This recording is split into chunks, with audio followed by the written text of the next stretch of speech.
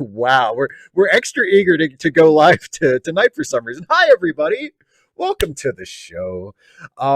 So this week's episode is a little unusual because and those of you who are regular viewers already know what the deal is. And in fact, some of you know more of what the deal is than I do. Uh Go ahead but and gloat in the chat, folks. yeah, so I do not know what we are going to watch. We have finished. Of course, we finished Firefly, and then we finished watching Magic Mike. And Dana decided to keep her choice for her next thing that we'll watch together that she has seen and I have not seen. A super duper secret, at least for me. Some of you know because you asked her privately and she told you. I have no idea what we're watching even now. So, just to give me a few minutes to get everything set up. Before we get into our usual like 20 minutes of chit chat before we start the episode, would you like Dana? First of all, how are you? Exhausted. Well, let's pause that there for a second. What? Okay. What are we watching? Wait. I thought we were going to talk first. We're gonna. I want you to tell me, and then so I can get it all queued up and everything on my end. Okay. Well, I told you it's on Netflix. I know. Well, I have Netflix up and ready to go, but I have to get the. I have, since it's on Netflix, we're gonna when we do the on-screen timer, it'll be a countdown. So I have to load the number we're counting down from into my counter. So. Well, for me, Steve's. Do you have your pizza? I have it right here. Yeah. Okay, so my pizza is going to be arriving a little bit later because we have somebody who is working till 7 tonight. And I mean, we don't want to give her cold pizza because that's just it's rude. It's not bad. It's just not as good. No, pizza's pizza. Yeah. I mean, all right. With fresh pizza. Okay. Yeah. Okay. So yes. I really enjoyed keeping this very fun. I know. I've gloated so much. It's been great. All right, but I suppose now. Okay. I have to tell you. Okay, what are we watching? If you're okay with it, you can still veto. I mean, it's your channel. I love how you waited until we're doing the stream right now, and you're saying, "Oh, you can still veto it." Well, you can. I mean, I know. We can just talk with people in chat for the next 2 hours. We totally could. Easily. But okay, so tell me what we're watching. It's Hilda. Hilda. I don't even know what that is. See, I knew you were thinking, and you did guess it. And you didn't. You still thought you were right, didn't you? You thought it was going to be Avatar: The Last Airbender. I didn't know. I couldn't really judge from your. You had a perfect poker face reaction when I guessed that. My poker face. Exactly. Okay, so let me. But you guessed that, and I figured you were going to guess that because Jason and I have talked about we both like it, and you've been like, eh. Yeah, and you have sort of jumped on my ass about how I'm not as excited about animated things. You know what I mean? It's weird. There's still stories. Like there's acting and storytelling and development and color and mood and tone. Okay, so I found it. Okay. Are we now the episodes we're just doing the episodes are short. We're just doing one. Just one. Okay. Just one. Well, 255 AD fucking loves Hilda, so that's good. See? Okay, so we'll watch one episode of Hilda. I will go ahead and load it up. And then you can talk about how wrong you are about animation. The thing is, I think...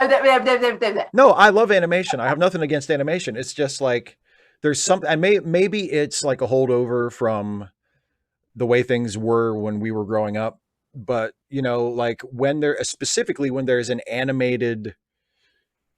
Like, because I know we talked a little bit about Avatar: The Last Airbender, but we also we would have this argument about the animated Star Wars stuff that a lot of fans really absolutely love, and I could not care less about. And I think it's because part of it is like a sort of psychological holdover from the fact that when I was a kid, if there was an animated version of something that was like a live action property, the animated version was like the lesser thing. You know what I mean? It was like, and here's a cartoon version of it. You know what I mean? And, so it's just sort of so you just got a psychological block. Yeah. And I think also part of it is that like, I do conceptualize Star Wars as being a much narrower thing. You know what I mean? Okay. Like Star Wars is the movies. Star Wars is the movies, and like, you know, I know that there has been a lot of mythology and lore sort of built up around it, you know, and there's like, you know, comics and games that talk about like, oh, how, you know, how things were in the galaxy thousands of years ago and blah blah blah. And I just don't care.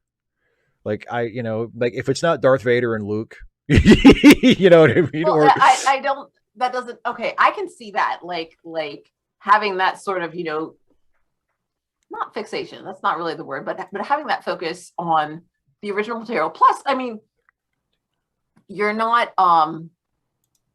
precious like that about Star Trek. Like, you watch the Star Trek movies. Oh, absolutely. And I've, you know, but even like, because there's not nearly as much animated Star Trek as there is animated Star Wars, but there's a little bit, and there's more being made. You know what I mean? And even though I'm more like mature, I'm I'm more inclined to at least be interested in checking out the animated Star Trek. Like I don't think it's ever going to be my favorite. Right. So but it's interesting that you mentioned that with Avatar: The Last Airbender. Yeah. Because it's not like came first. Yeah, the cartoon is the main thing. I mean, yeah, and apparently the live action movie is widely derided as like a piece of shit. So I've never seen that either.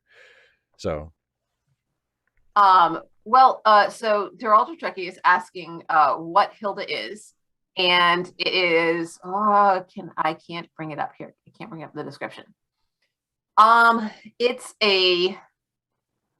It's an animated show about a little girl who has adventures, and it's a kid's show, but I would say it's kind of middle grade. And it's really interesting and inventive and whimsical, but it's not just like, you know, magical sparkly princesses. It's very tongue-in-cheek, but very earnest as well. You know, it's got a great blend. Geraldo Trekkie, I think you are in a significant minority there. Like, oh yeah, liking The Last Airbender. I don't remember reading a single good review of that movie. That was one of the movies that killed Shyamalan, because he directed that. And he was already kind of on thin ice anyway, because his last couple movies had not been as well received. And then he did that, and people were just like, all right, you have to go away for a few years. Like, Geraldo Trekkie, no. It is really only like Heidi. Honestly, it's closer to freaking Pippi Longstocking than Heidi. Significantly, because it's not as zany as Pippi is, but it's not as it is wholesome, I will say, but in the way that Pippi is. It's fun, whereas Heidi always seems really preachy, and this is nice, and life in the country is good, and you know, it's when people are nice to each other, it's important to be kind. Oh, I mean, you know, most kids media and stories is going to have that. Yeah, Hilda has a little, yes. It's really interesting because there's definitely some folkloric and mythological influence, but it's not the Greek and Roman stuff that, you know, gets dumped into a lot of modern and you know, literary media. So her grandfather. In the dub, I don't know. I've never seen Heidi. I've read the book as a kid, and it's been, like I said, it's been a long time. Like, I couldn't tell you who Pippi has, like the two kids who come over and visit. Couldn't tell you their names either. Yeah, she and then they drink goat's milk, and yeah, it's very, very Swiss. I will say, my favorite European character is probably Marmoset, who is just like, oh gosh, he's so. I've read this to you, right, Steve? Yes. Oh yes. It's delightful. Marmoset goes up in the attic. It's so good. The artwork is just adorable, and his doll pirouette. Yes. The door to the attic is open. Do I dare? And look, it's like no. I was like, no, it's scary up there. Oh my goodness gracious. And what are you doing, he's man? a boy and his favorite toy is his doll. Yeah. There's so much about this series that I love. Gosh, I love Marmoset. Also, Marmoset is also a monkey, and he is kind of a little monkey. So I have that one out here. I thought I also had Marmoset sheep and pom. Oh, yep, here it is. It's up here on the table. Within arm's reach. Yep, right here. Heck yeah.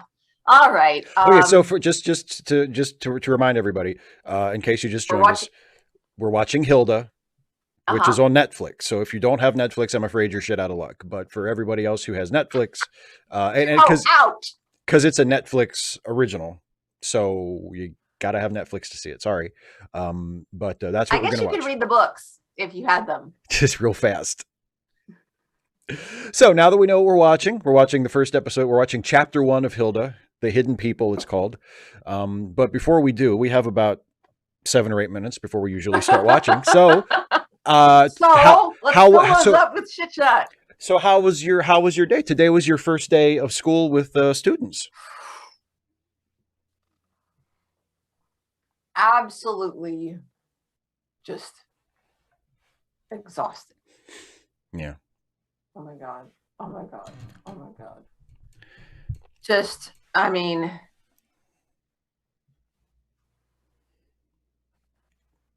I'm glad my classes were in the order that they were in. Students had questions that I couldn't answer. Students who have dual enrollment classes have been told that they don't have to be on campus for their dual enrollment class, that they can do this remotely. I said, I've got you in attendance, which means like once we get past the first 5 days, I'm supposed to take attendance on the computer. They're ultra Trekkie, not that I know of. Nobody was a real jerk, which was nice. But I mean, I wore my dinosaur dress, so I mean that nobody wants to be a jerk to a nice lady wearing a dinosaur dress. Of course not.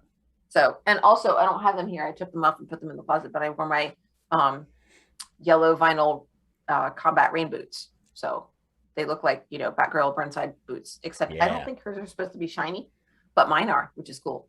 So mine are cooler than Batgirl's. Meaner. Take that, Batgirl. Yeah, take that, Batgirl.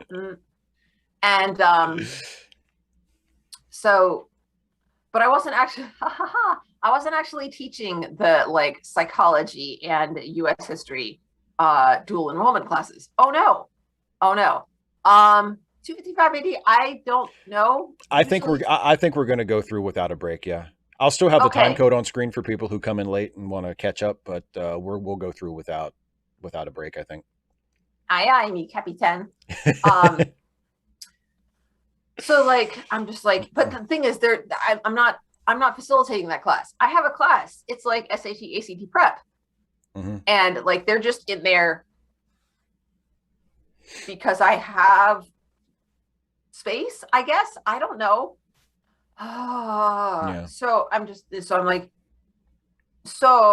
I'm like, I'm fine with it, but I'm going to do what I'm supposed to do. And right now, as far as I know, so you better find out, like I said, whoever told you that, just have them email me. And he said, well, I heard that from my cousin. I'm like, your cousin is not a reliable source. Yeah. Sorry. Your cousin told you? That's your... Well, but I mean, the that's what you're cousin going with? may have had a dual enrollment class. Anyway, so it's email your guidance counselor. They'll probably email you back before and just ask them to CC me on it. Do you have to be here? Can I just like say, okay, that's great. Haha, bye. And, make sure that we have documentation, because documentation is good. And and then my second period, which is supposed to be like my online facilitation class, which is not necessarily dual enrollment, but could be,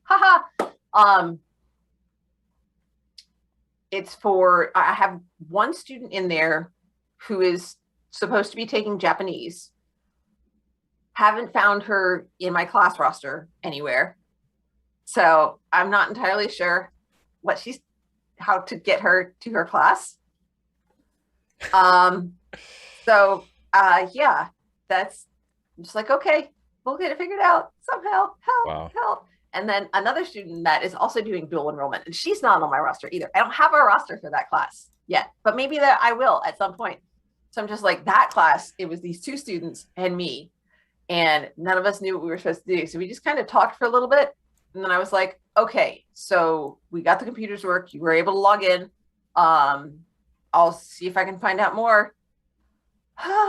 In the meantime, as long as you don't do anything that's going to get you in trouble or me in trouble, you can do what you want. So we hung out for a little bit. I asked them about their, what they were planning to go to college for and what they wanted to do with their lives. And we chit chatted for a little bit. And then I worked on my rosters and stuff. But that was incredibly stressful. Well, yeah, because you're not sure. I like knowing. Yeah. Yeah. Yeah.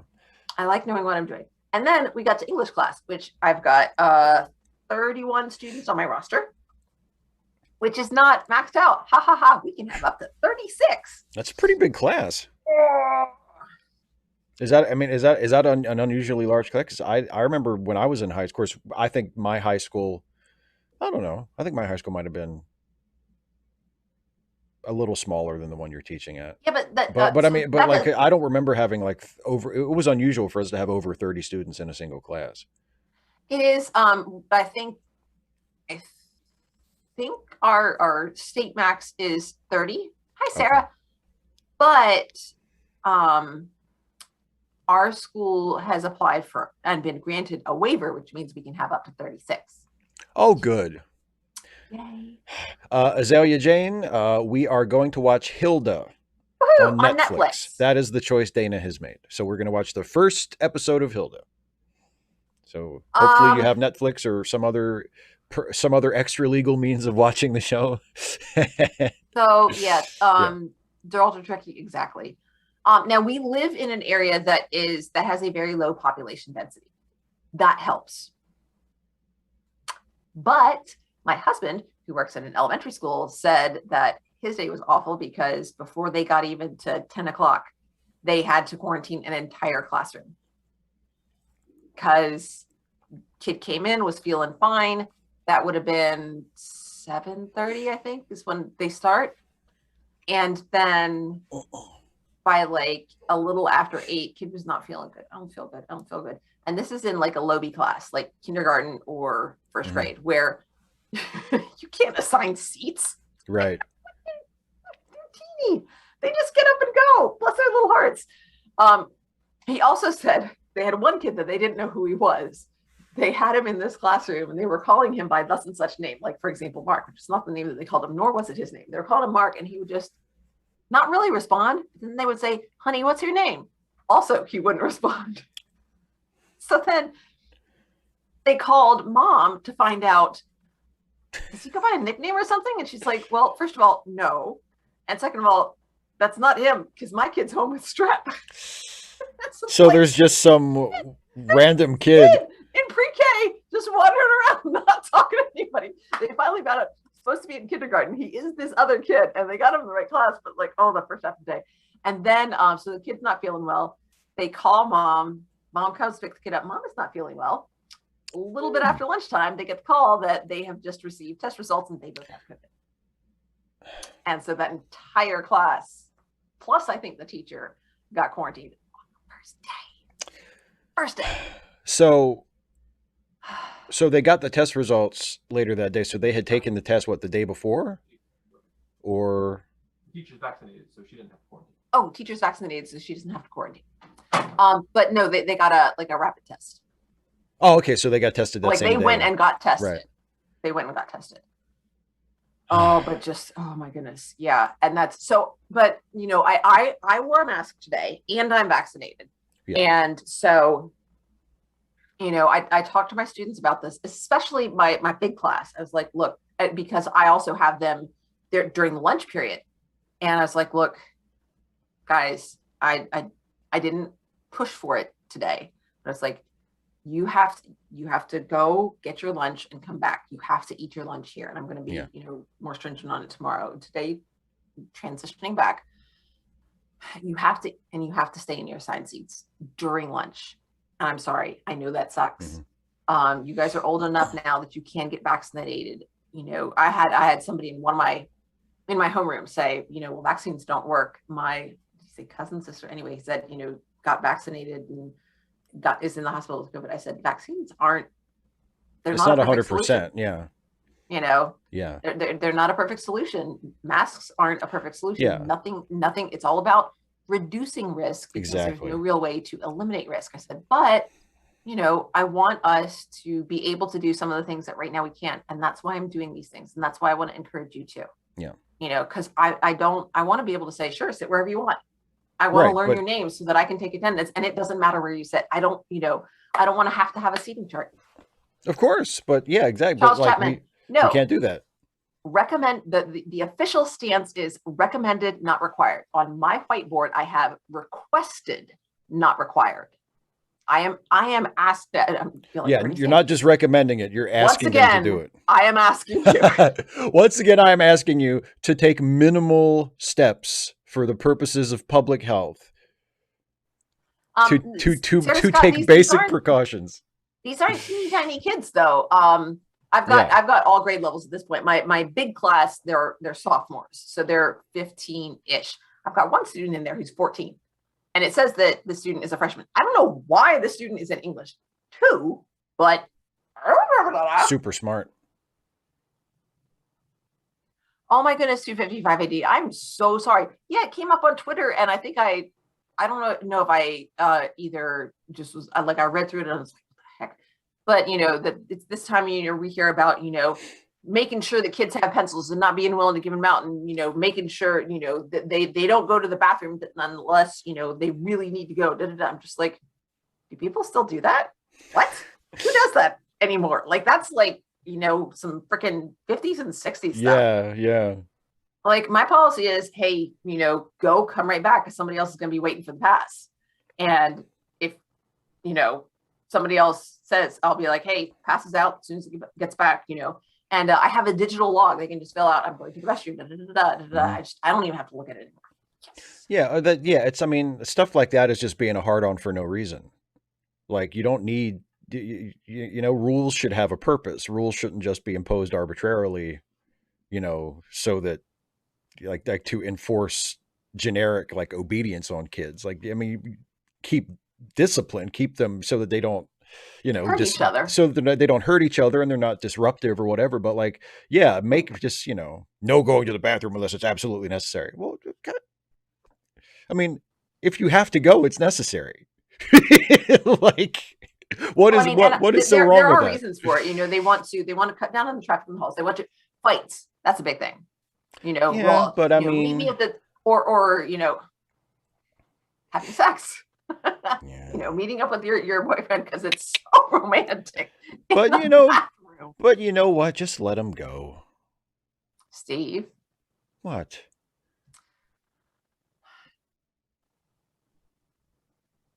Oh. There's not enough Gernex in the world. Ugh.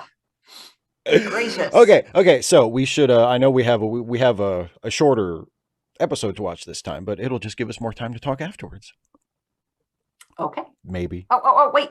Yes, please. No, I just clicked to go to the window. Stupid thing. Click. No, don't play. It keeps wanting to play just when I open the window. Go to 0 and stay there. Okay. I think I'm good. You're good. Are you going to count us in? Are you I ready? will count us in. Okay, so everybody, once again, for those, and in case anybody missed it, we're watching Hilda on Netflix, and Sarah, we're going to just watch one episode. Dana and I have discussed it, and we're going to watch one episode.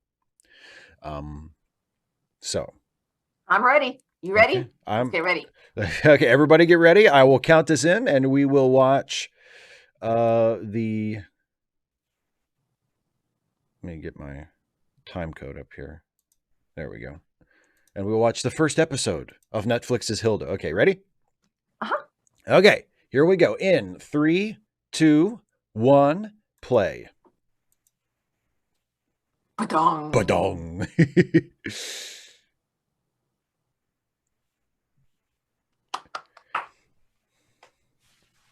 Sarah, exactly. You got to pace the Hilda. I'm sure you have other ideas for shit we could watch. David C. Drake, you've had almost half an hour to cue that sucker up.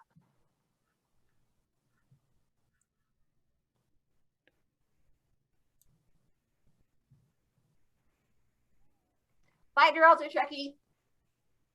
Hopefully see you on Friday. Yeah, see you, Geraldo Trekkie.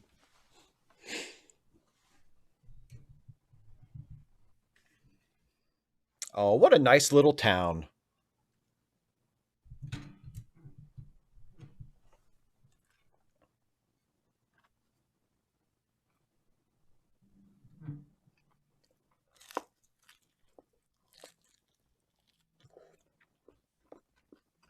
Good pizza?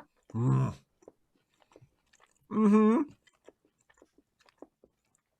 Charles Chapman. Good eyes. Oh, God, the water's alive.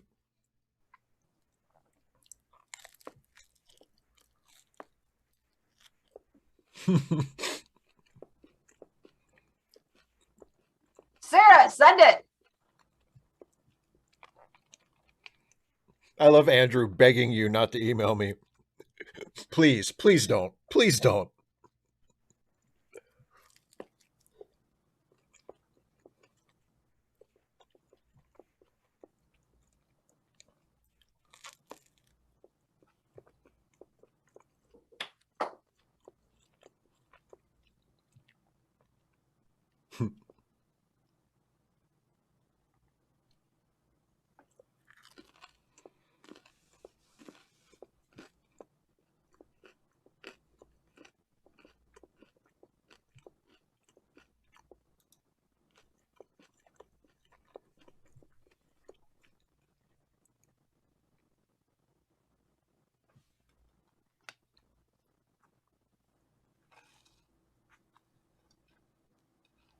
Oh, good to know.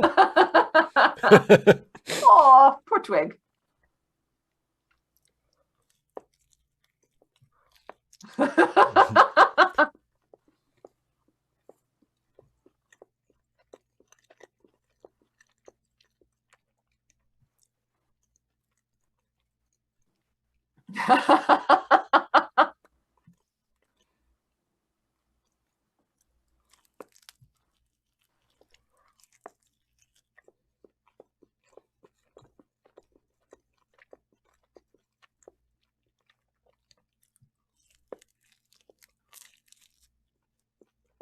Caitlin, I hope you feel better soon.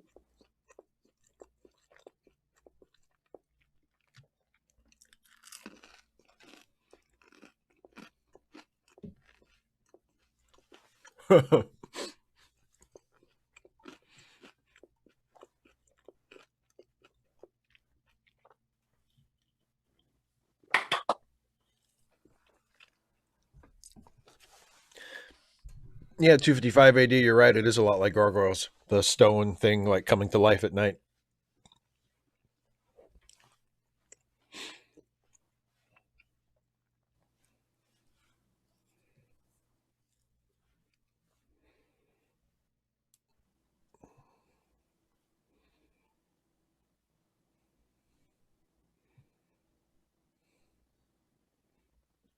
I just want to be a rock.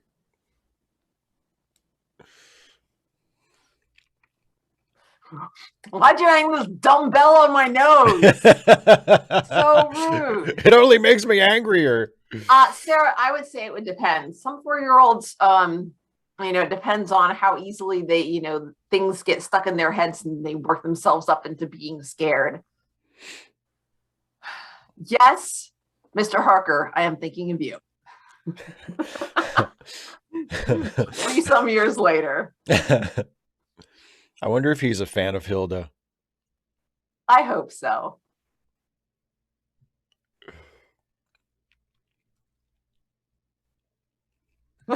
Exactly, David C. Drake. Exactly. Don't worry, we'll be safe here in our isolated cabin.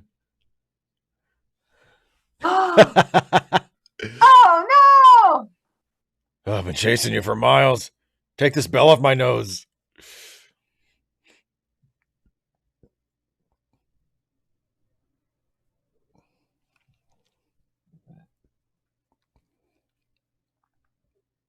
See, exactly.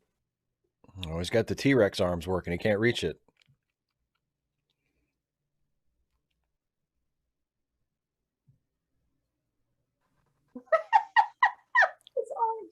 short.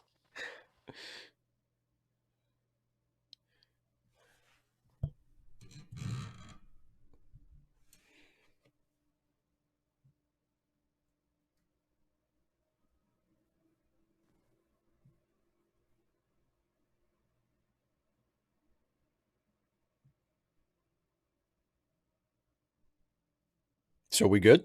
We cool?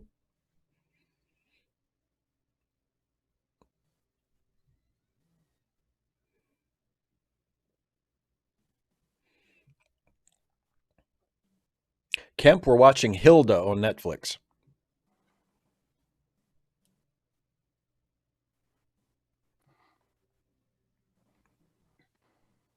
Your sketches suck, by the way. Goodbye.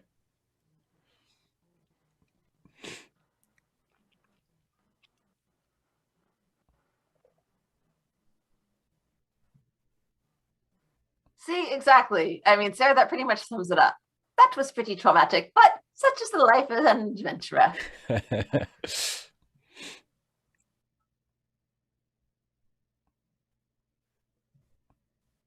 Exactly, Charles Chapman. No pockets, use your mouth.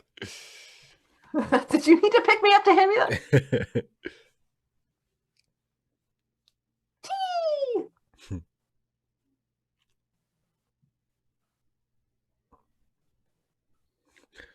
Oh, hello, nightmare character.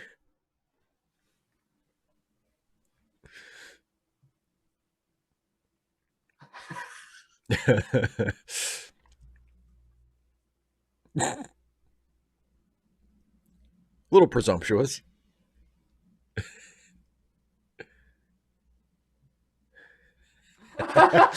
See?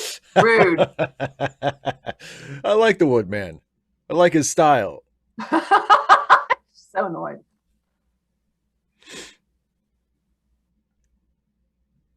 Invisible people, invisible people.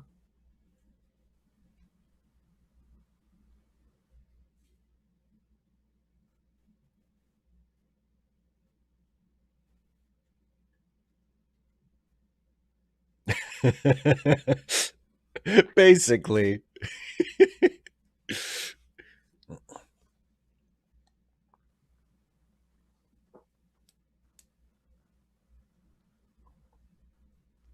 David C. Drake, you don't know that. I hope that's what he does, though. I would like him even more if that's what he does. I really like the Woodman. Stop being so loud in your own house. I really like the Woodman.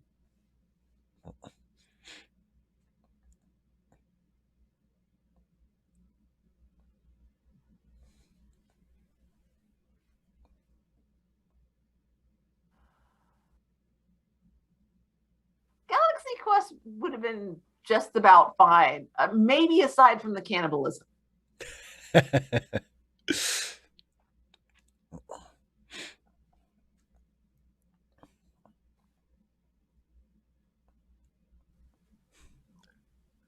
Ooh.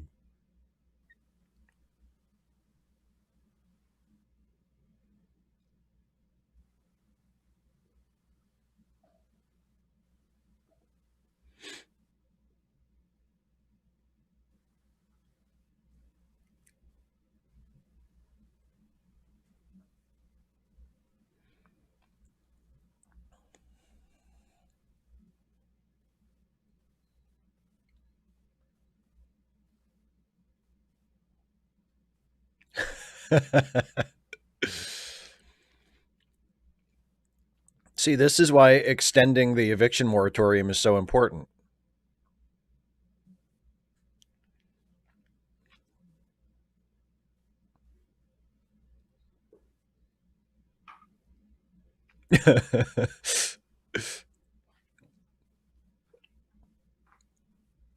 Thanks for all your help.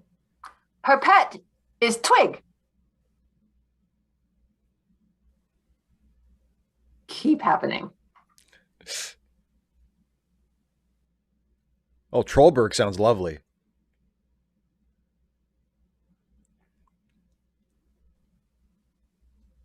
As opposed to your improper friends. As opposed to the Woodman.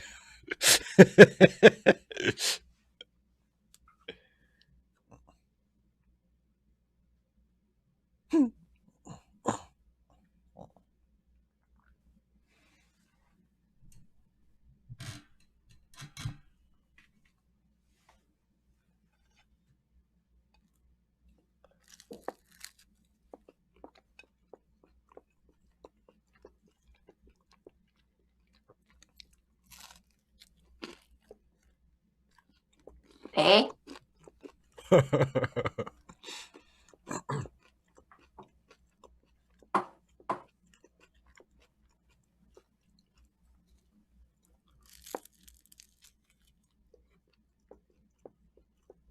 She has fairy lights.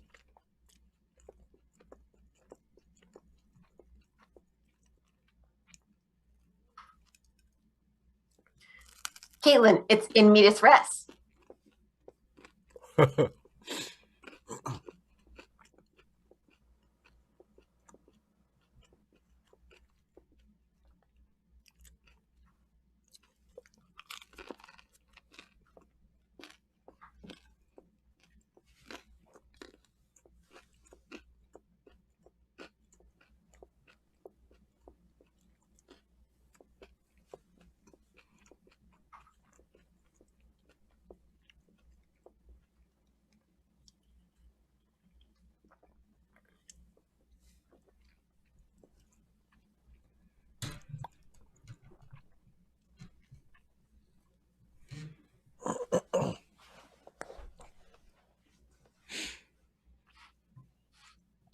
Well, don't sign it in pencil, Hilda.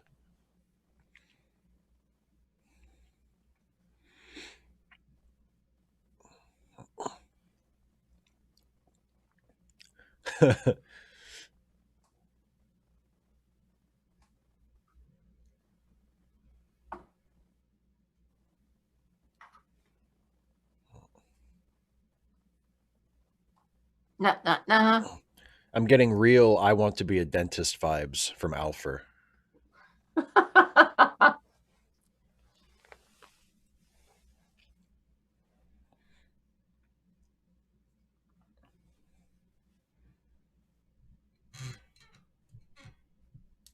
Ooh.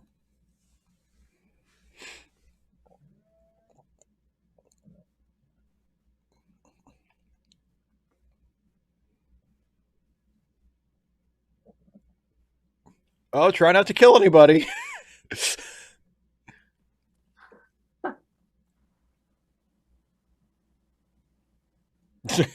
Sorry about that.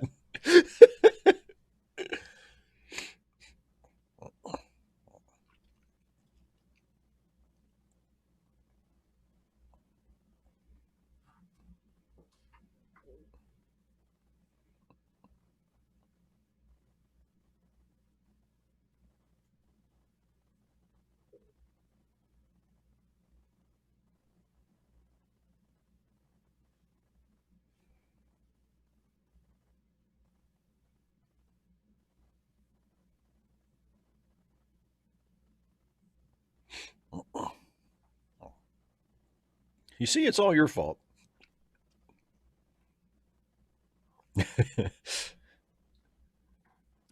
Corey, exactly. It's the politicians.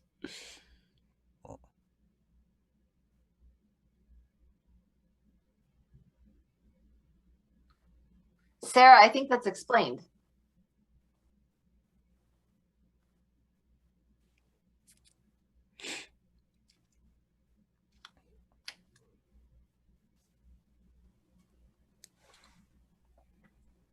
Okay.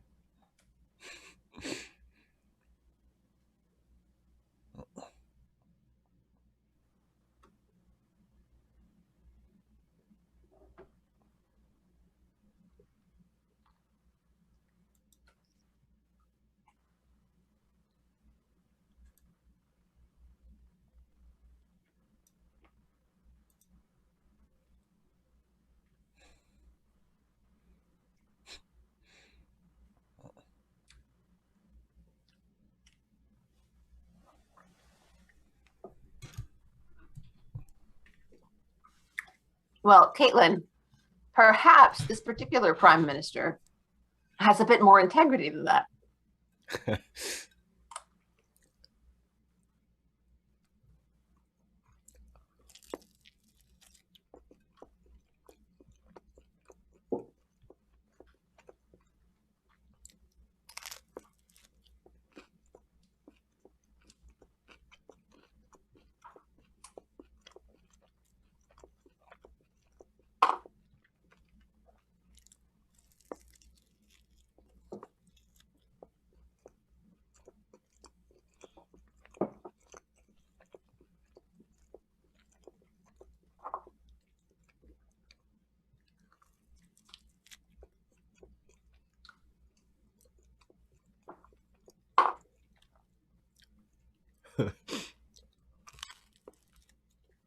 255 AD, it's not clear who was there first.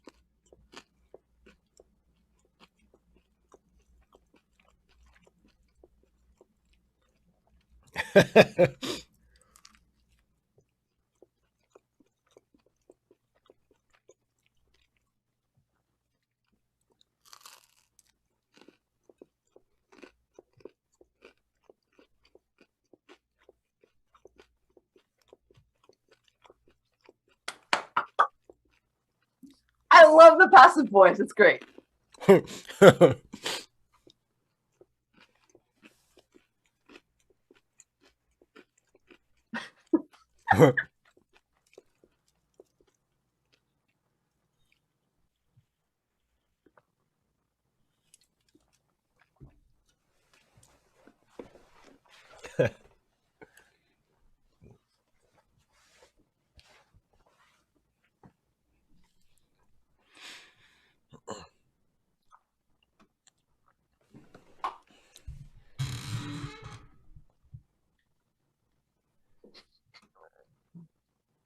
See, that line of dialogue is just so great.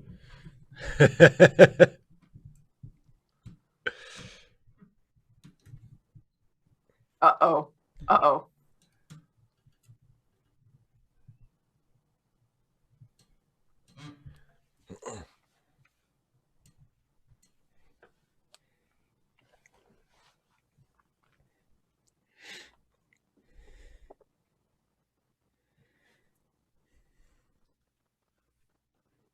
Sarah, a very small one.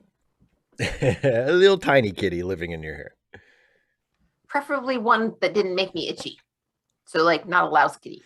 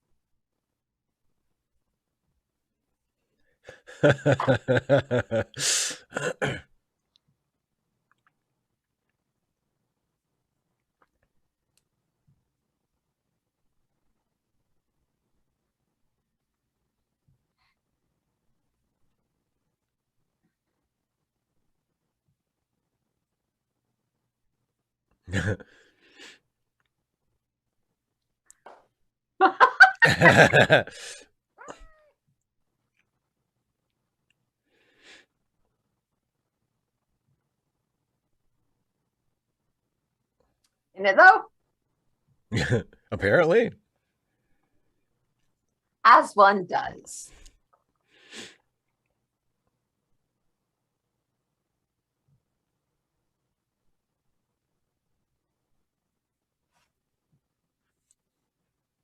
I love it. Yeah, Azalea Jane, exactly. I was thinking Monty Python too.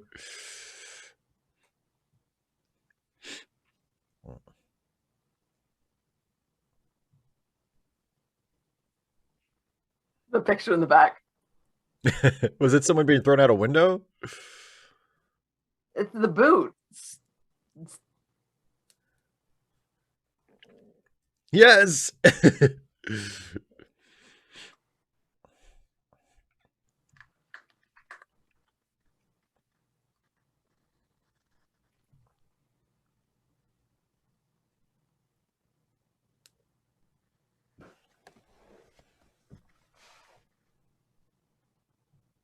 Aha.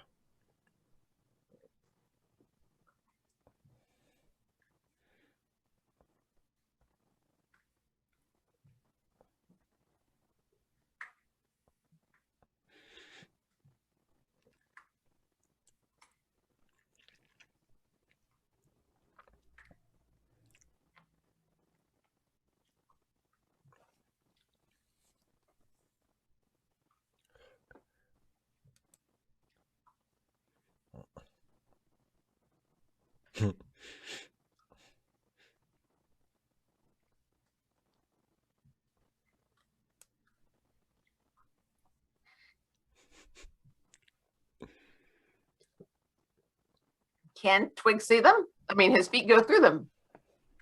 I think it's also a little bit about smelling them because we see he smells. Yeah, I mean, I seem like he could obviously see the houses because he was like poking at them. Not necessarily. I mean, he was poking at this, but it may also have been in reaction to what Hilda. I mean, she had just obviously set something down. He's like, "What are you doing?" Yeah, I guess you're right. Yeah.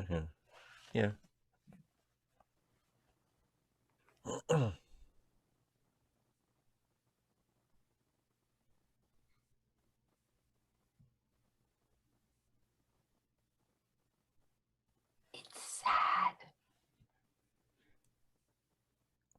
Caitlin, we saw him putting his foot like deliberately going like this in one of the elf houses.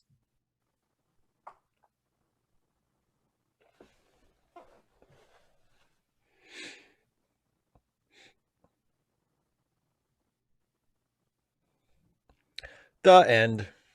Dun, dun, dun.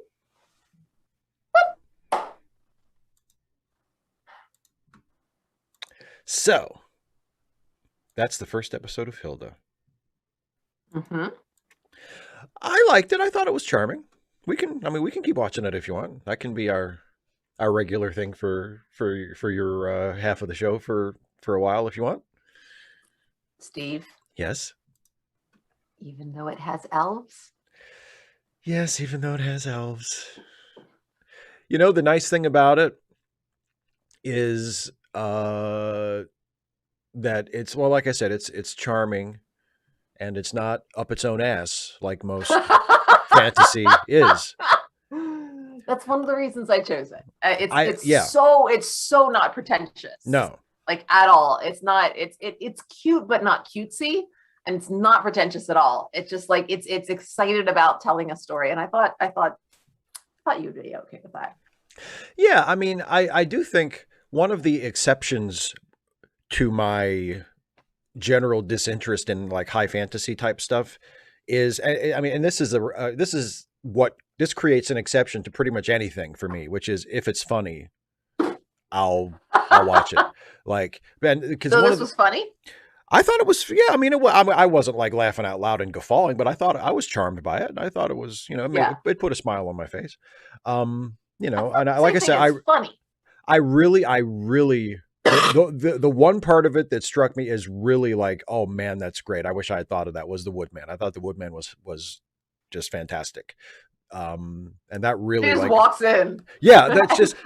He's so rude and he's so entitled. And he's awesome. Close, it's drafty. Yeah, he's the one who left it open. He bumped the whole thing up like a couple of notches for me. Where I was like, oh god, that's good. That's just so good.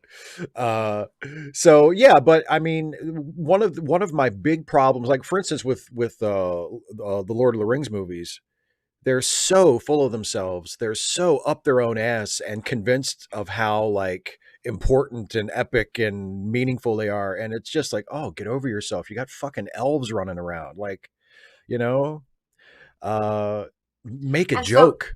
So, yeah. You know. So one of the things is that Tolkien wanted to deliberately create a British folklore, like mythos. Right. The way that, you know, you have the Greek and the Roman sort of pantheon and mythology. And so he drew from some of the concepts in some of the traditional stories. But, you know, if you look at most mythologies, they do have a sense of humor. And oh, sure. Lord of the Rings.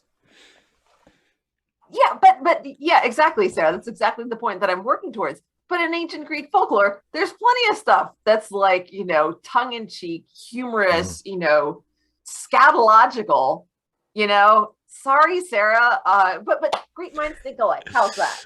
Well, and also, I think it also has to be pointed out that, I mean, a lot of those ancient myths don't necessarily have like single definitive versions. Like those are stories that are told over and over and passed down. And we like, you know, the basic, you know, the broad sort of outline of, you know, I don't know, the 10 labors of Hercules or whatever, but it's not like there's one version of it that everybody knows.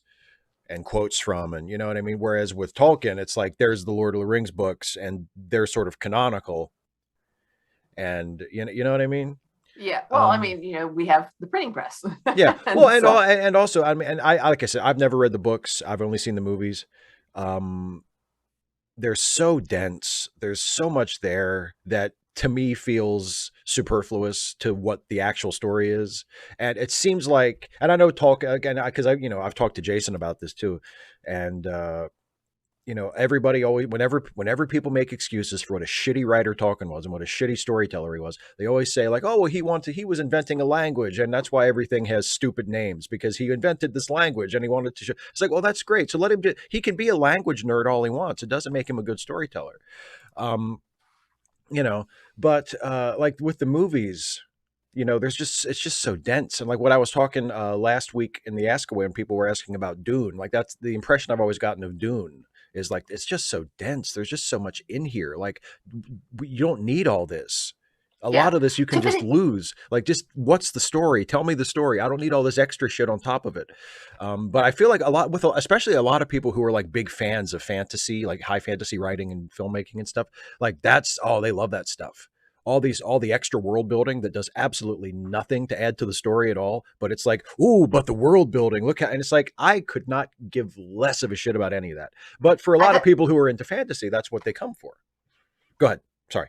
It doesn't add anything to the plot.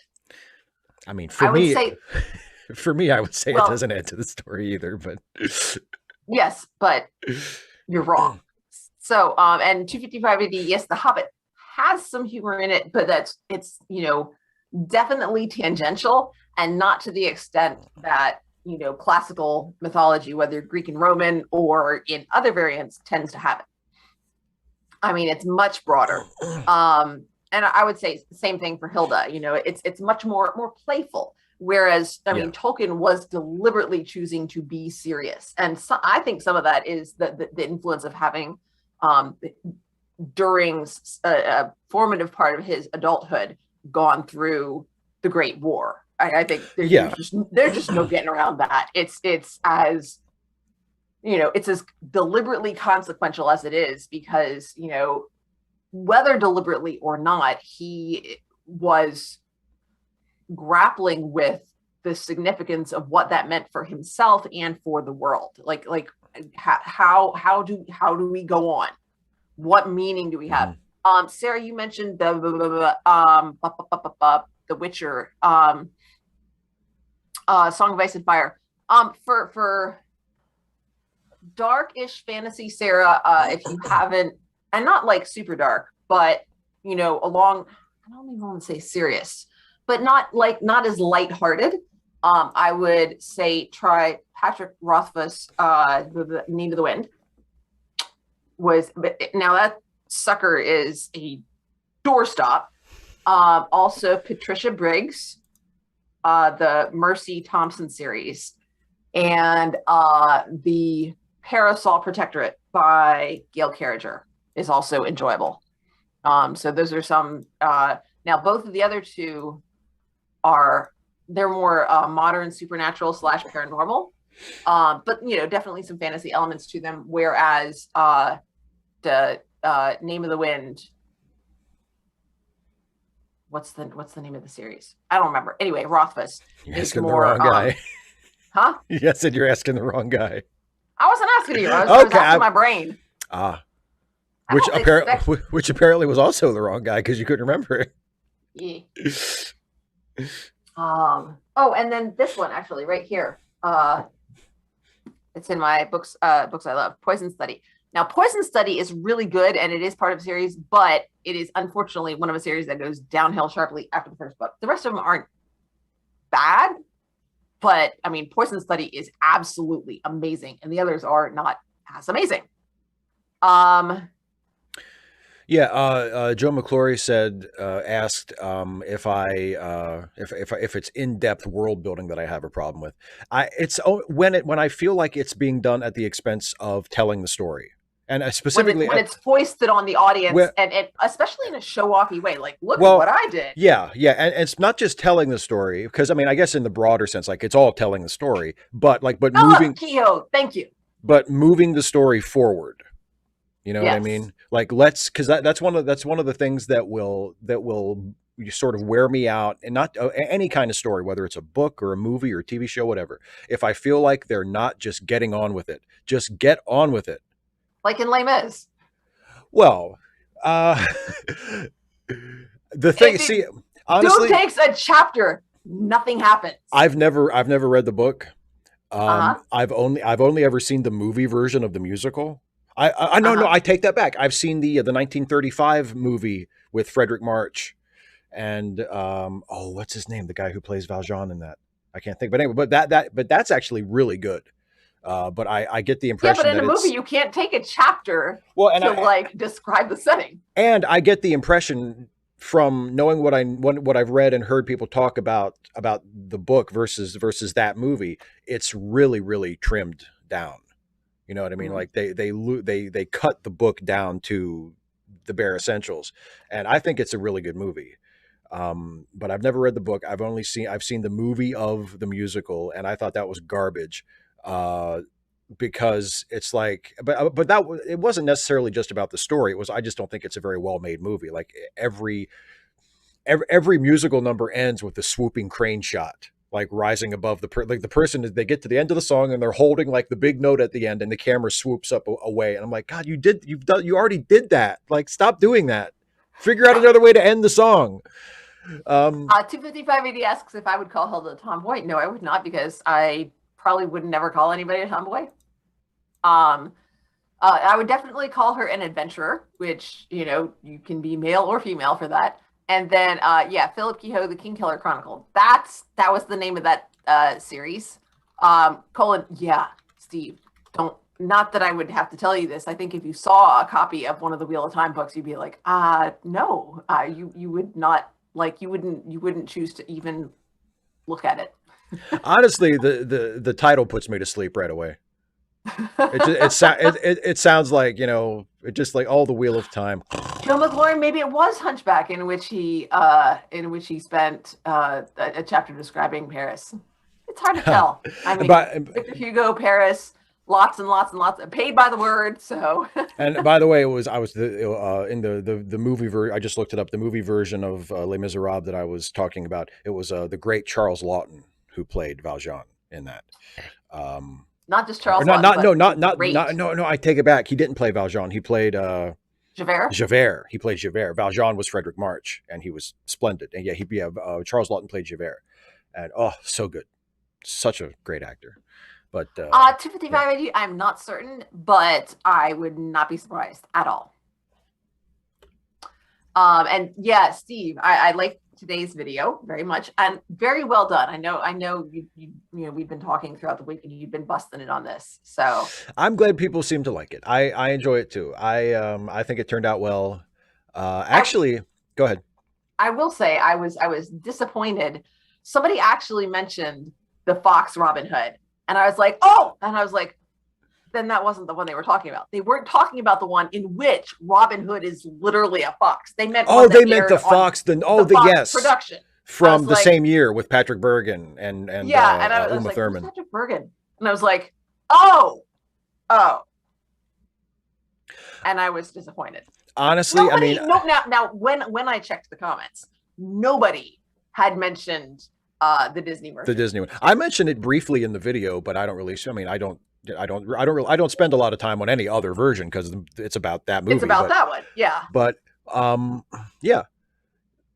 a couple of people mentioned that the Patrick Bergen Uma Thurman version, and I just don't think that one's that great. Like, I mean, it's not bad. Like, it's because they showed it on TV, and for some reason, I'm not sure what the details were, but like instead of it was made to be like a theatrical movie, but for some reason they didn't release it theatrically in the United States. It went straight to TV. So I watched it the same year that Prince of Thieves came out. It came out the same year, and I mean, it's not like bad or anything, but like, come on, it's if I mean, I'll watch Prince of Thieves every single time. Like, I'm sorry, Patrick Bergen, you're a fine actor, but I want my Kevin Costner Robin Hood.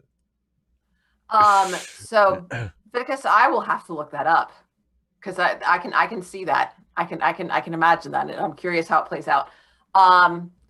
Yeah, I'm just it's not so much problematic. It's just like it doesn't have the pain for me, but I'm just like it's dated. It's not.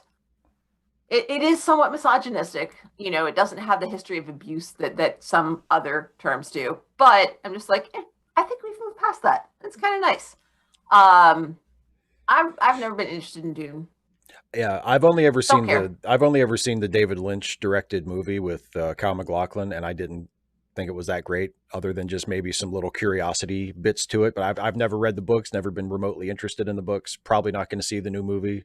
Like it just we talked about this because you were talking about the possibility of that with Jason or something, and about how it had gotten and that it was a movie that people knew about. I'm like, really? I'm like, until you said that there was of course, David Lynch. I know who David Lynch is because like you've mentioned that he's a director. So, but like as far as science fiction, I'm like, Dune is a book.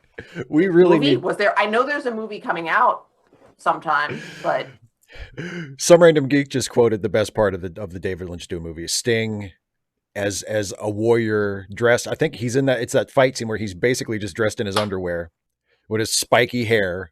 I will kill him. You know what that sounds like to me? That like he's just they're trying to like recapture Labyrinth. But I think Labyrinth might have come after. I'm not sure. I think. Well, either way, Labyrinth is better. I mean, I ain't even got to see Dune to tell you Labyrinth's better. I'm sure. Labyrinth is better. I mean, like, well, the thing about Dune that's not saying much. The thing about Dune is, like I said, like especially if you're a David Lynch fan, it's interesting to watch just as a curiosity. Because for the most part, if you look at David Lynch's career, it's not the only time that he's done an adaptation of something, but it's very rare. He almost always does his own original stuff. So if David Lynch is doing an adaptation of something, then that's okay. Labyrinth is 87, and that's way after Dune. I thought Labyrinth was earlier than that for some reason. Anyway, Vilcata, no.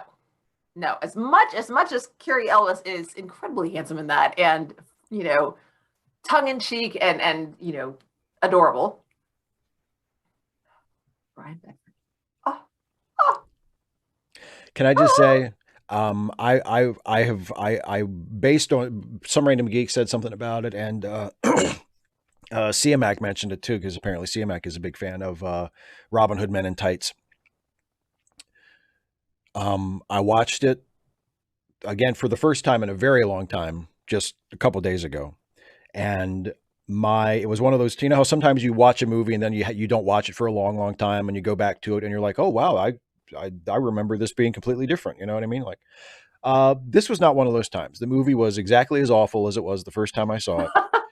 I do so not. You're one of the villagers shouting, "Leave us alone, Mel Brooks."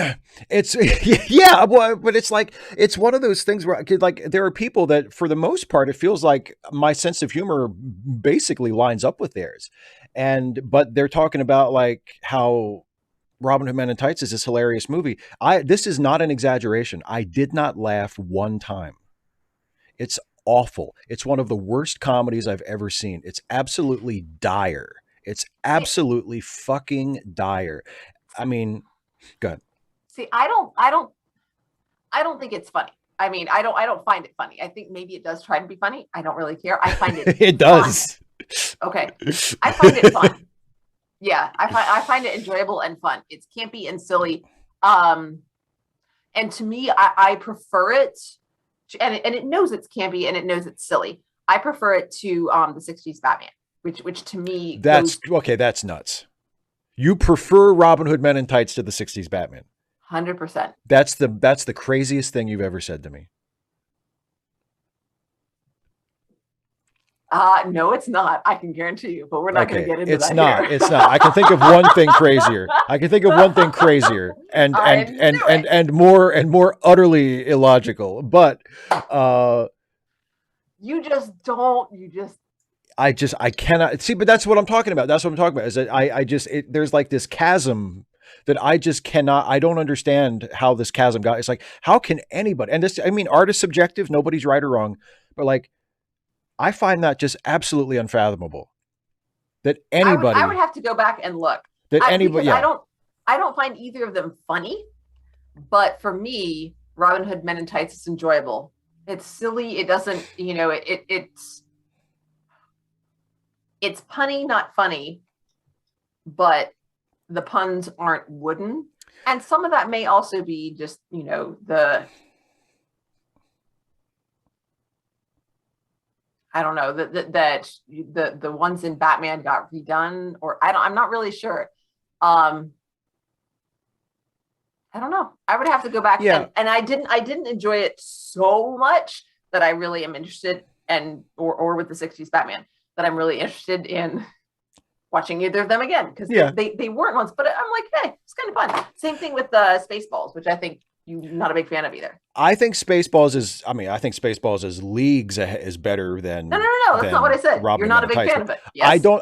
I think it is one of Mel Brooks's lesser works, but I mean, like, to me, Men in Tights is like fucking bottom of the barrel. I do think he made a movie after it called Dracula Dead and Loving It, which is possibly even worse. But I mean, like, it's that's one of those things where it's like Mel Brooks has made such. I mean, God, The Producers is still one of the funniest movies I've ever seen. Did The Producers, Blazing Saddles, Young Frankenstein. He's done so many movies that are just that you just laugh from the start to the finish. Like, I laugh so hard you feel like you're going to die. And then he does Robin Hood Men in Tights, and it's like, for me personally, it's all subjective. Like some random geek said in the chat, different strokes. There's not a laugh in it.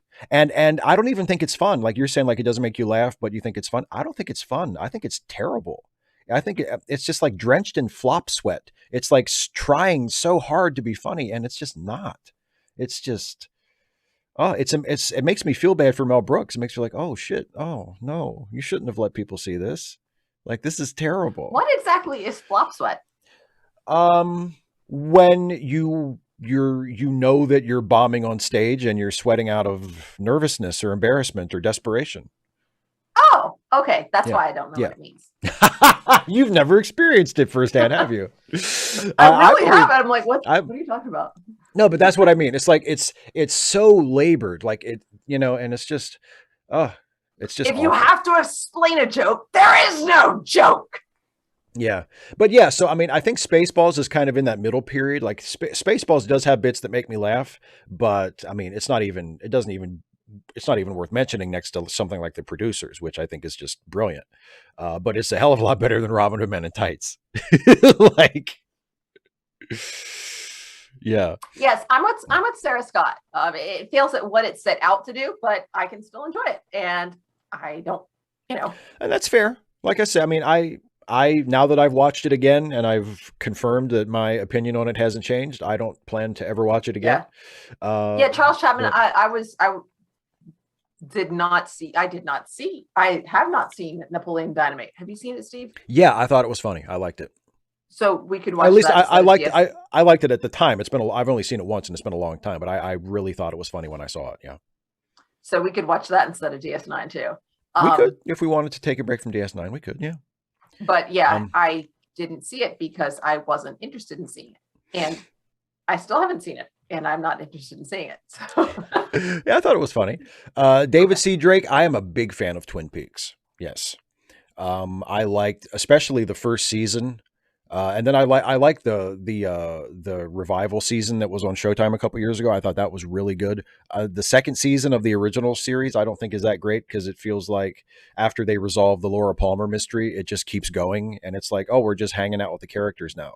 Like there's not really any story, or there's a story, but the story that replaces the Laura Palmer mystery. A plot. Well, they try, like the first season and the first couple episodes of the second season are all sort of built around this murder mystery. Mm-hmm. And once the murder mystery is resolved, they do try to come up with a new ongoing story, to replace it, but it's just not nearly as good. Yeah.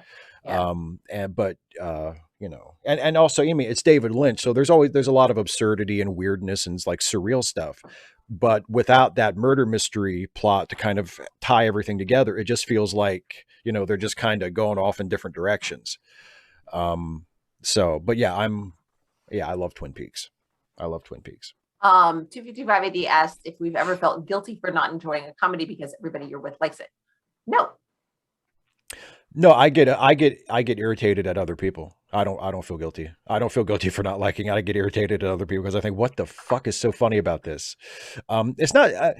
Sometimes I don't get irritated at the people I'm with. I get irritated at the people who made the movie. And also, like, I don't go to see movies that I don't really think that I'm gonna like. Yeah, me too. Yeah, And so if I don't like a movie that I paid to go see, I'm so cheap, you guys. I'm so cheap. Yeah, if you go to a movie, if I go and pay movie theater prices to see a movie, mm-hmm. I am in varying parts irked at the filmmakers and marketers who have lied to me about the kind of movie that this is, and I am not pleased. And at the same time, I am to some degree impressed with their ability to put one over on me because I'm a pretty sharp cookie. You have a mix of metaphors there, but you know, I got it going on. Absolutely. Yeah. So no, and also, Caitlin also says I get angry at other people. I'm like I have no problem saying, yeah, I don't want to go see that. You guys have fun. Bye. I mean, so I don't necessarily. No angry I think. I mean, my friends. I don't necessarily get. I get aggravated just internally. Like I don't take it out on people, you know. But woohoo. But like, and sometimes I like I was saying earlier about like it just I find it baffling that people would find Robin Hood Men in Tights to be a good movie, or that you know that you would say you think it's better than the '66 Batman. Like there's just things like that I just find baffling, you know. And I don't, you know, like I said, art is subjective, you know. So I don't really need an explanation for it. It's just different strokes. But I mean, it's a matter of taste. But at the same time, I'm fascinated by that distance, you know, like how can we have such a difference of opinion? I didn't say it's necessarily better than the '66 Batman. I just say I enjoyed it more. I don't actually enjoy the '66 Batman. Wow. See, well, that's another difference between us because I really enjoy the '66 Batman, especially the first season. I think is hilarious. It has many things that make me just absolutely laugh out loud. But you know, so I don't get angry. I think we differ on comedy a lot more than we differ on other things. I think that's fair. I think that's fair. And especially, I'll tell you something that we differ on a lot that again, like I find somewhat baffling, but because we're so similar in lots of other ways, but it's, is you don't really enjoy watching bad movies, ironically. And I love not every bad movie, but if it's the right, you know, if it's a movie that for me that works for that purpose, like that's one of my favorite things. Like, you know, like me and Jason watched the new Space Jam together over the weekend, which is an awful movie. And I tried to watch it I think I told people on Twitter, I tried to watch it on my own and I got like less than an hour into it and turned it off because it was just awful. But watching it with Jason and making fun of it and making jokes and laughing at it, that was a great experience. You know, watching The Room, like The Room objectively is a terrible movie. It's a horrible movie, but it's one of my favorite movies because it's so much fun to watch. And I can watch that one by myself and enjoy it because it's just so funny. But I mean, especially if you're watching it with someone else and sharing the experience, it's just great. But you don't really like, you just don't. I've never enjoyed that. Yeah. It's never been fun. That's a big difference between. I would rather ironically make fun of things that I actually love. Well, I see, and I do that too. And you're right. I agree. That's a ton of fun too because you can make the best jokes. Like that's why I enjoy being friends with you because I mean, you're such a loser. Because you love making fun of me. And it's so easy and so much fun to make fun of you. But yeah, I mean, making fun of. I'm just gonna glide right by that. Making fun of things you love is great because, you know, like when I make fun of Star Trek, for instance, like I know all the jokes to make. Because like I know it like the back of my head. And I think making fun of things that you love, I think is good because it helps you to be less precious about it. You know, like you still love it. It doesn't mean you like it any less because you're making jokes about it. But it's like a reminder of, you know, this isn't like scripture. You know what I mean? You can love it genuinely, sincerely, and still poke fun at it. And that's okay. 255 AD asks if we like Life of Brian. It's all right. Yeah. I mean, yeah, I don't think it's bad at all, but I think Holy Grail is the best Monty Python movie. And that's another one where speaking of like when I went back and rewatched Men in Tights just to see if I had changed on it. Because like the first time I watched Monty Python and the Holy Grail, I didn't think it was funny at all. Like I just didn't get it. I mean, I had people, my friends of mine had said, "You got to watch Monty Python and the Holy Grail. It's like the funniest movie ever." I watched it and I thought it was just, I mean, I just didn't laugh at all. And then a few years later, I watched it again and it killed me. And I don't know what the difference was. But the second time I watched it, I thought it was hysterical, and I've thought it was funny every time I've watched it since. I enjoy it. It's not for me, but that's one that I like watching with people because it's very quotable, and you get that sense of community. Rocky Horror is kind of the same way. Mm-hmm. As its own movie, it's just kind of okay. Yeah, quirky. It's sort of but okay. Going to see it with other people, so much fun. Yeah, so much fun. It's that sense of community, very much like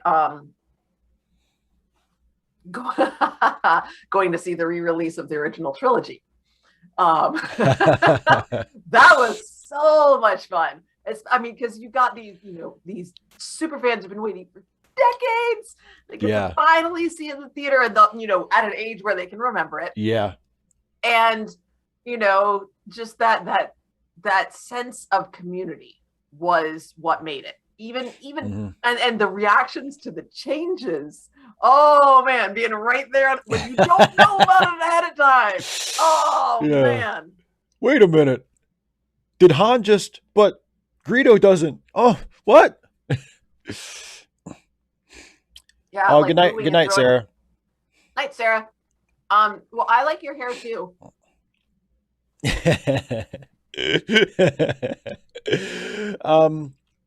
Yeah, I mean, and I like to. I wouldn't. If I was going to make like a list of what I thought the best comedies ever made were, I mean, honestly, Holy Grail probably would not be on that list. I mean, I do think it's hysterical, but I mean, I don't think it, for me personally, it's not on like an all-time greatest comedy list, which does, to take nothing away from it. I think it's really funny, but it would not. And also, I don't know. Movies are long. Well, some of them. Well, but like some of the things that I find funniest tend to be like short bits. Like I like stand-up comedy. Yeah. But there's no real narrative to it. Yeah. They're narrative pieces that kind of fit together and flow one thing into the next, but it's not like this one narrative arc like you kind of expect with a movie. Like a movie, yeah. Yeah.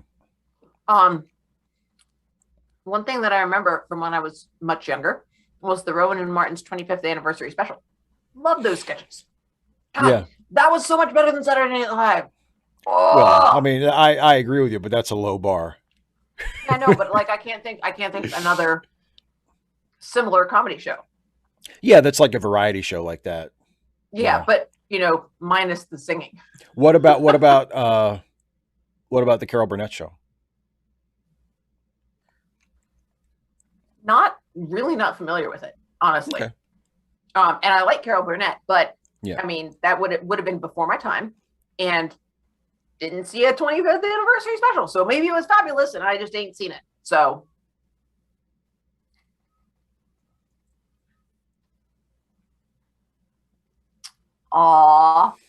yeah, Joe, I agree that it's the I mean, I know that's like sort of the prototypical nerd complaint at this point of, like Greedo didn't shoot first.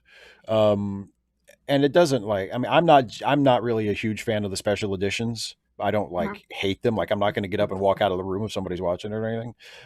Back to that, what I was saying about don't be precious about the things you love.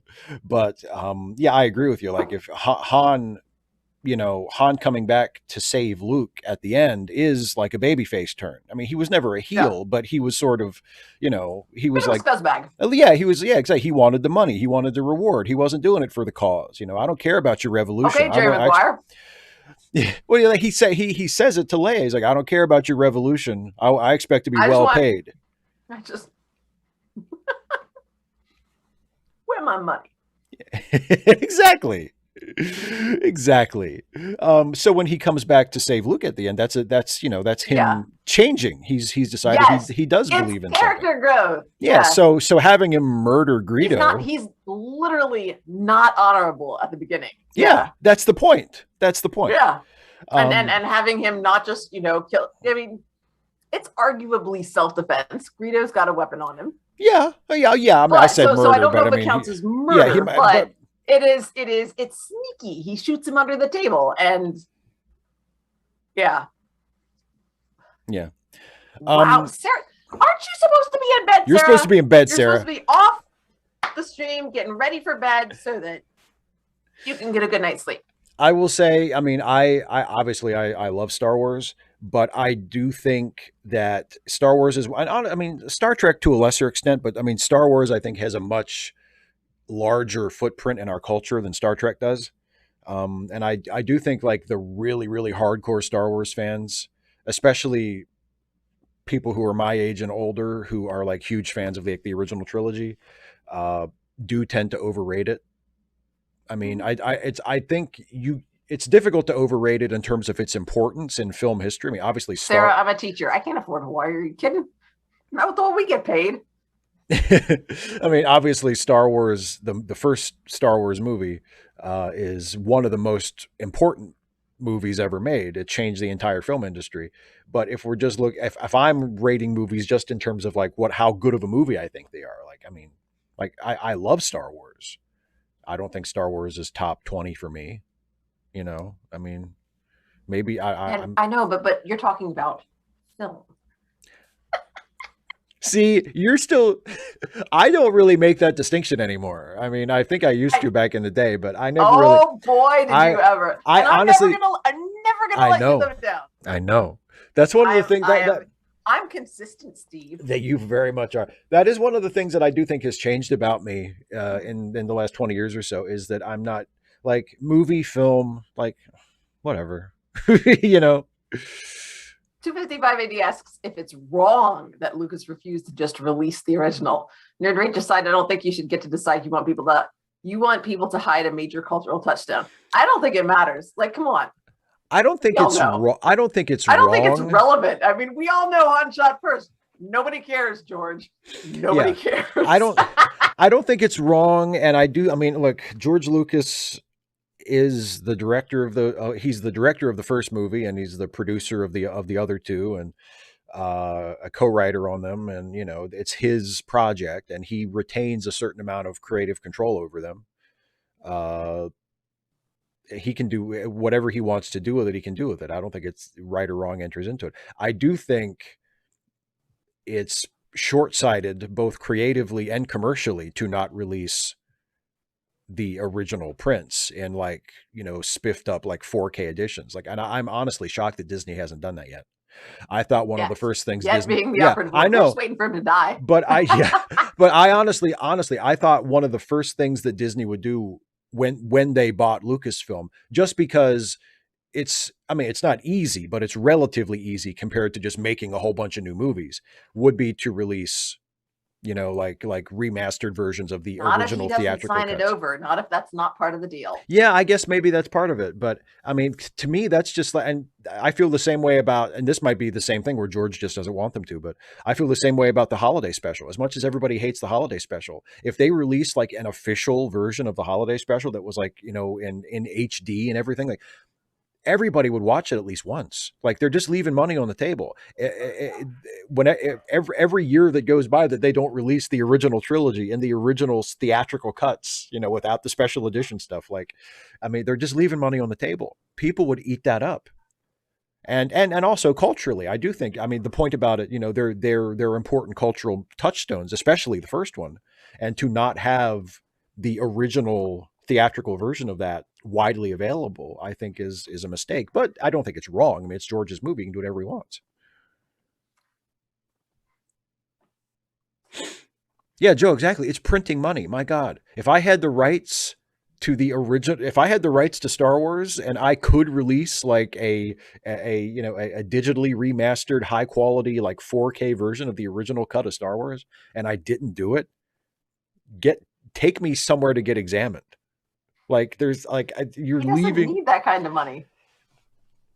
Well, Disney doesn't need that kind of money either, but they'll make money any other way. Disney's not a person. Disney's a corporation. Disney is a person. Mickey Mouse is in charge of it all. Mickey Mouse is not Disney. Hey, let's what's the story with that original cut of Star Wars? How come we haven't released that yet? You don't like my Mickey Mouse? You have to go up. You have to go up on the. It's about a fifth. You have to go up on. I'm not going to get there. Look, practice, then start lower. Practice off camera, dude. Practice off camera. Practice off the mic. Yes, ma'am. Some random geek out of nowhere. Hitler loved Mickey Mouse. Caitlin, didn't you? Sarah should have. I swear to God, you guys have each other's email addresses. I'll see what I can do, but I will try to remember. Steve, reach down and squeeze.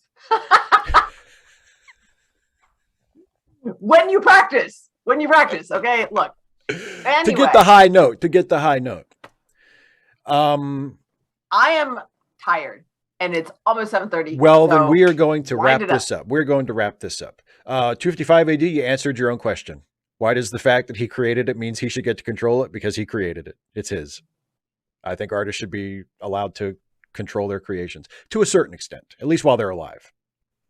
Once he's dead, fuck it. But I do think an artist should be allowed to retain some control over their work while they're alive. If a painter makes something and they decide not, and it's great, and they decide not to sell it to anybody else, okay. What are you going to do? Go in and say, I heard you painted something really good. That belongs in a museum. Right. We like this painting too much. We're taking it from your house. Like, yeah, that's, I mean, I like. See, because I just. Indiana Jones. Which leads us into. Okay, so to wrap things up, to say, beautifully done. So what Dana and I did was, over the weekend, we went and shot ourselves a video of the two of us having a chat about Indiana Jones. And a bunch of other stuff too, but I cut most of that out. So on Monday, you'll see that video. It's me and Dana talking about Indiana Jones movies, and it's fun. I really enjoyed it. We talked for over 2 hours, and I whittled it down to about 50 minutes or so. I took out all the non-Indiana Jones stuff. I just kept the Indiana Jones stuff. Gasp! But so that'll be Monday. Friday, actually, before we get there, Friday is our read-away where we're going to talk about the last chapter of The Other Westmore. We're finishing up The Other Westmore on Friday. Also gasp, right? And then a week from tonight, a week from today is my next Trek Actually video, which I'm writing now and will be up on Wednesday. And then Wednesday night is the next Trek Reluctantly, where we will be starting season 2 of Deep Space Nine. With episode 1 of season 2. So that'll be fun. And also, I have serious problems with that, about the idea of not owning art. First of all, I think you have to get to a completely, you have to get to where the honor SDR, where it's not like there's no ownership at all. If you're going to say what you create does not belong to you. Yeah. And I would say this is not my dinosaur dress. This is the dinosaur dress that I'm wearing. It's not mine.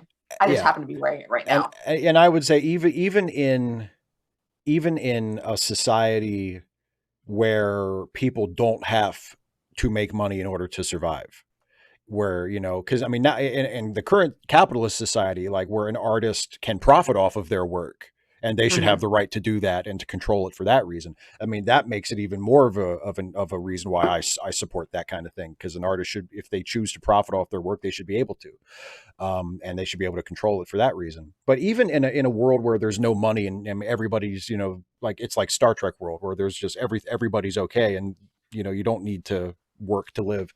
I still think that artists should be able to control their work within their own lifetime.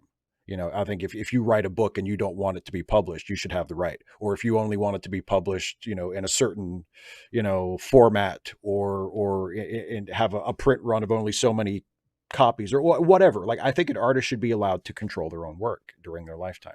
So I believe in intellectual property for that reason. I mean, it's definitely abused, especially when the ownership passes not from the artist to like a company. Like I think that's where we run into issues. But the concept, companies ain't people, folks. Yeah, but the concept of an artist controlling their work, I think I 100% support that. I do not think that art is automatically owned in the sense of owning it, like, by everybody. I think if you're talking in a cultural sense, like, sure, Star Wars belongs to everybody in a cultural sense, but literally, legally, artistically, it doesn't belong to everybody. It's not yours, not in that way.